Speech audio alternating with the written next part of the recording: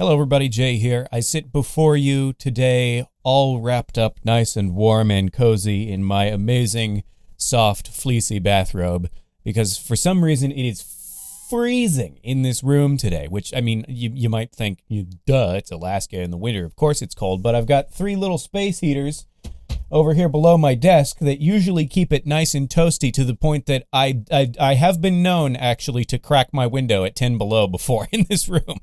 So I don't know what's different today. But I just wanted to make a quick little update vlog for you. I think I might start doing this at like around the end or beginning, like around the line between months, if that makes sense. Like towards the end of a month or the beginning of a new month, I might just do a quick little like sort of preview vlog of stuff that I'm planning, stuff that's changing, stuff that may be going on behind the scenes.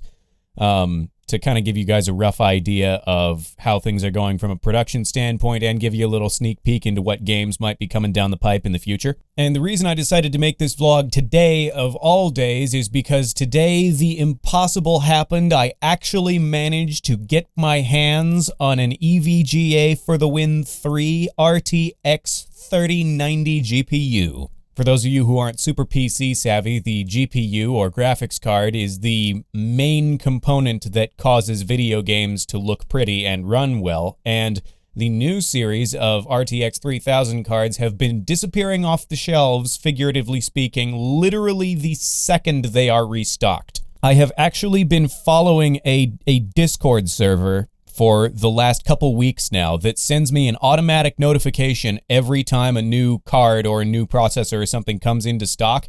And there have been multiple times where I have clicked on it fast enough to add the thing to the cart, but by the time I click buy, it's already gone. And today, by some miracle, I just happened to already be looking at that chat feed when the notification clicked in and like CSGO sniper flicked onto the link and just mashed buy as fast as I possibly could. And I got it. It's on the way. It ships tomorrow.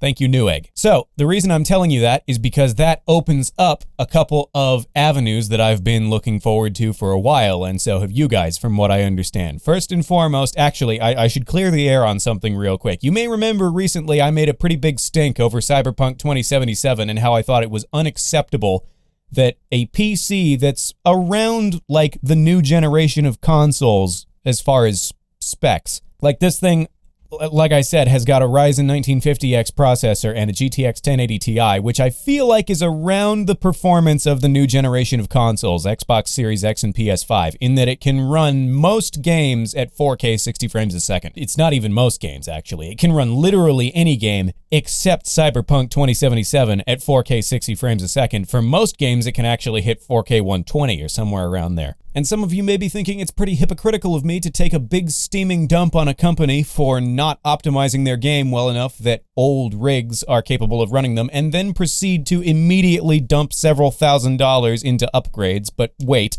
because believe it or not, Cyberpunk is not the reason that I bought the upgrades, even though it is very inconveniently timed to make it look like I bought the upgrades purely for Cyberpunk, but I didn't, I promise, just bear with me. The primary reason, I would say like probably about 80% of the reason, is because now that I'm on a daily upload schedule and am uploading 4K resolution footage videos every 24 hours, the biggest bottleneck to my productivity is sitting here for 3 hours every time I need to render something with all of the resources on my PC being maxed out. So it's not like I can just let the videos export in the background while I'm working on something else. I literally just have to sit and wait for a space of like at least an hour, usually more like 2 or 3 if I've added any super fancy effects to the video, like night vision in the recent Subnautica videos. That makes them take forever. And that is just an obscene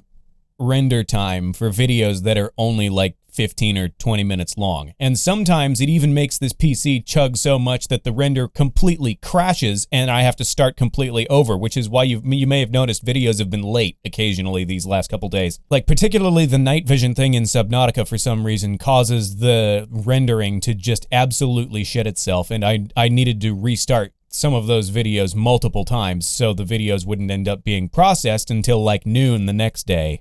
Instead of their 6 a.m., well, 6 a.m. my time, 7 a.m. PST regular posting time. And I really would rather not have that happen. But I'm also way too stubborn from a production standpoint to give up any of the effort that I put into the videos. I'm not going to spend less time editing, so something's got to give. And until now, or at least until the 3090 gets here, the thing that has been giving is my sleep schedule. I have been staying up until like 3 or 4 in the morning, making sure videos get done and rendered. And let's just say it's been a little more easy to irritate me while I'm playing a game than usual lately as a result.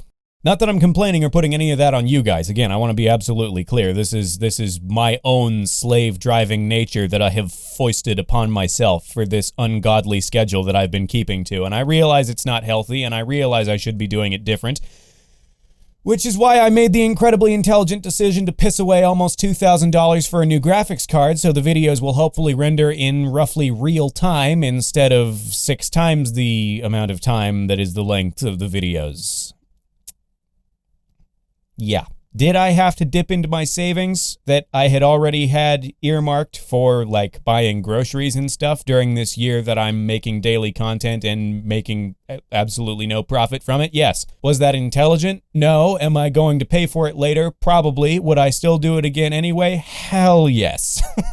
It's a PC builder thing. If you're not into building computers yourself, you wouldn't really understand. But looping back around again to the whole cyberpunk thing, will I be playing Cyberpunk 2077 once the 3090 gets here and I have a graphics card that's capable of running it in a real resolution instead of Microsoft PowerPoint frame rate and resolution? Yes, I will. Because if for no other reason than to be able to tell you guys whether or not you should bother getting the game, because I've heard decidedly mixed reviews. I mean, again, there was no way it was ever going to live up to the hype, but I've heard that the story and the characters are kind of lackluster compared to the Witcher franchise too, so it'll be interesting to sort of play through that and get my own take on it. Supposedly they've also released an update recently that fixed a lot of the glaring day one bugs, so hopefully the combination of them patching it and my new upgrades will solve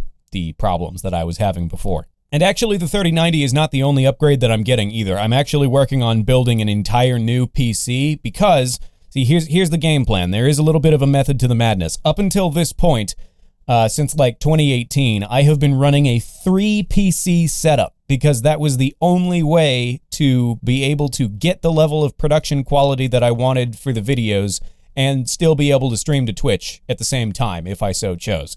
I have one PC whose only job is to run the game, one PC whose only job is to record the footage, and one PC whose only job is to stream the footage. And it's this amalgamation of like 2 different capture cards with HDMI cables all daisy-chained and looped around each other. It's a mess. There's a reason I've never shown like a full setup tour before. It really is, it's atrocious back there. If computers were capable of watching hentai, this is what that would look like. But once I get the new PC built, I think, I'm not positive, but I'm about like 85-90% sure that between the new PC, which is going to be a Ryzen 5950X with a RTX 3090, and the PC that is currently my gaming PC, which then will be like demoted to my streaming and recording PC, I'm hoping that between the two,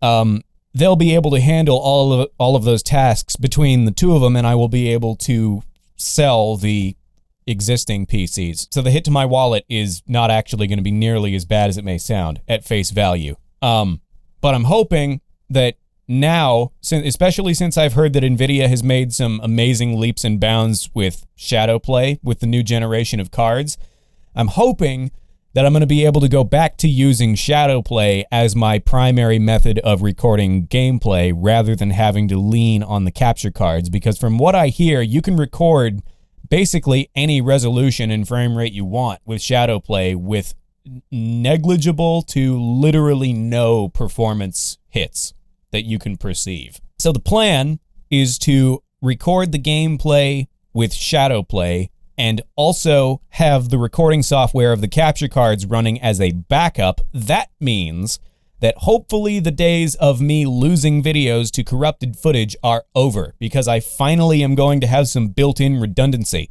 Shadowplay and the capture card will both be running 100% of the time. And because I am building an entirely new gaming PC, this current PC with its 1950X Threadripper and its 1080 Ti should be strong enough that it can record from the capture card and also use Elgato's Stream Link feature to still be able to stream to Twitch at the same time using the same card. So again, if all goes well, my setup will actually be a lot more condensed down and simple and, actually makes sense for the first time in years, while also still performing significantly better than my current setup does. And I will be making a full setup tour video vlog at some point after I've got everything all put together and working. If for no other reason than to bail me out if there inevitably are technical difficulties, which I'm not even going to knock on wood. It's going to happen. This is me we're talking about.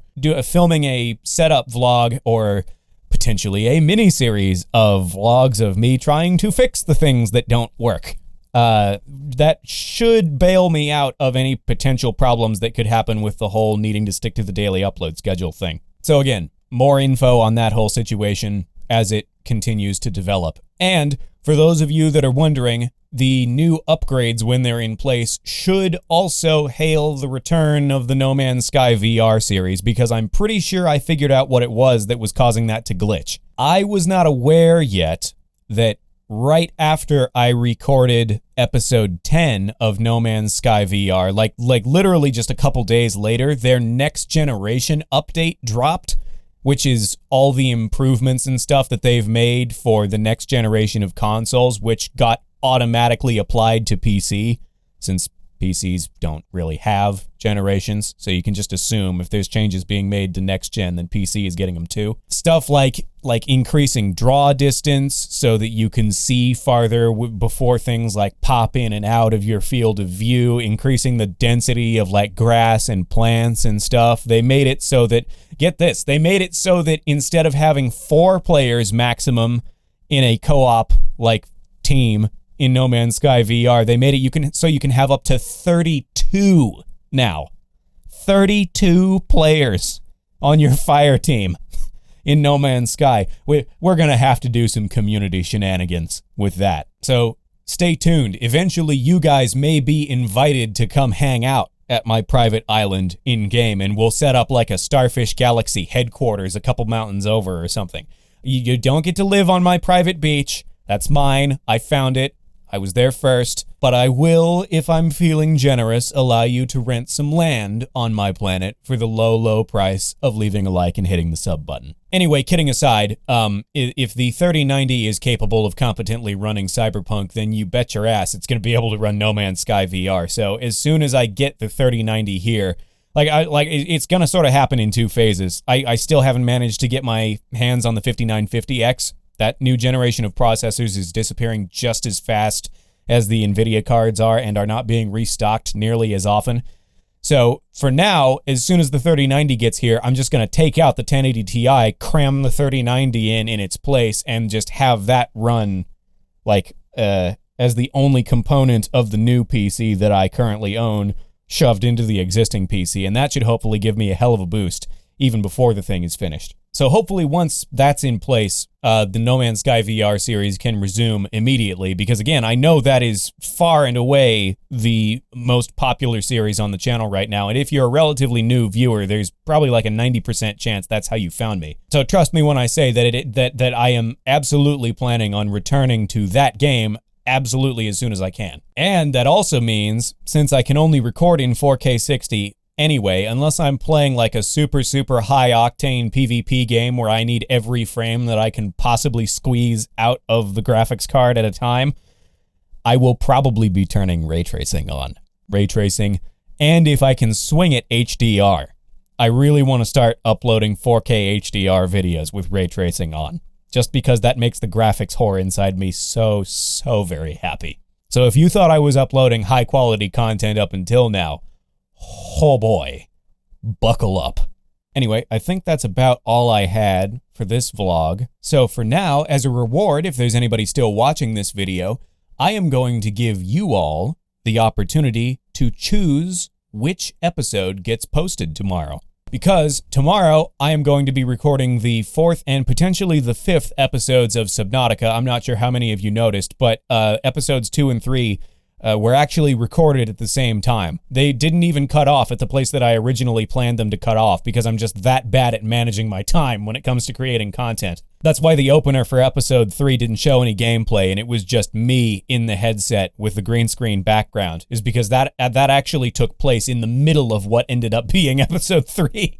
But also, already in my library, I have the first episode of The Walking Dead Saints and Sinners already recorded and ready for editing. So, here's what's going to happen. Down below, so that I know it's only the people who watch to the end of the video that get to vote, I am going to post a comment that simply says, "Vote now." And you can either respond with 1 for Subnautica or 2 for Walking Dead Saints and Sinners.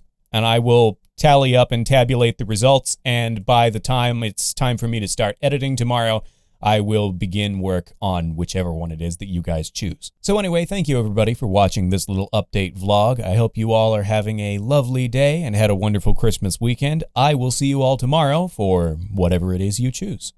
Catch you later.